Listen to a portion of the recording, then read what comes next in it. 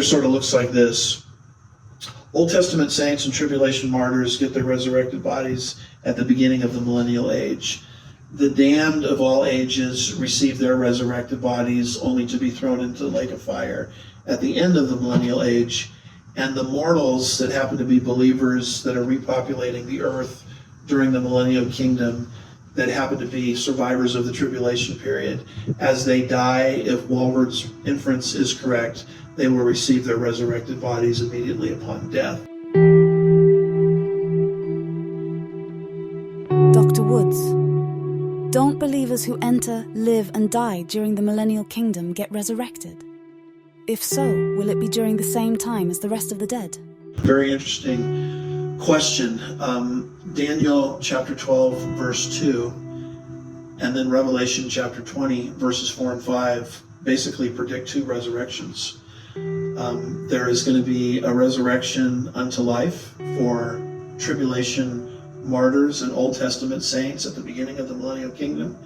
And then there's going to be a resurrection unto damnation for believers of all ages at the end of the Millennial Kingdom. Now, what's interesting about this is there's a totally separate group of people.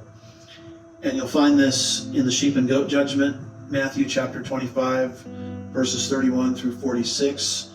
You'll also see a very similar description of it in the book of Ezekiel, chapter 20, verses 33 through 38, concerning the judgment in the wilderness. There's a completely different set of people that's going to enter the kingdom in their mortal, non-resurrected, non-glorified bodies. And these are basically survivors of the tribulation period that happen to be believers. They will pass under the shepherd's rod. The rebels or unbelievers will be purged off the earth and sent into Hades. Ezekiel 20, verses 33 through 38. And in Matthew chapter 25, verses 31 through 46, the unbelievers who survive the tribulation period are called goats, and they're cast off the earth into Hades. And surviving believers of the tribulation period are called sheep, and they will enter the Millennial Kingdom, and they will reproduce. They will enter the kingdom in their mortal bodies, and they will have children, and their children will have children. And so there's this whole group of mortals that will exist in the Millennial Kingdom alongside people in resurrected bodies. So the big question is, well, then when do these mortals receive their resurrected bodies if they're not part of that first group that's received their mortal bodies because they're tribulation martyrs or Old Testament saints? And again, the answer is we don't know. Dr. John Walward basically argued, and he said this is not clear from the text, it's just an inference, that those mortals get their resurrected bodies immediately upon death because there will be death in the Millennial Kingdom.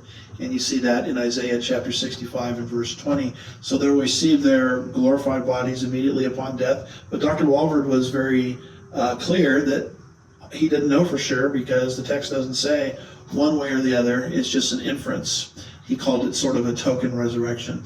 So when do the mortal believers, and they have children, and some of them will be unbelievers, when do those folks receive their resurrected bodies? I guess I would say the believers will receive those upon death. And if there are mortal unbelievers in the Millennial Kingdom, the unbelievers won't be involved in those who start the kingdom. The kingdom will only begin with believers. But as they have children, it's sort of obvious that some of them will be unbelievers. When does that group receive their resurrected bodies?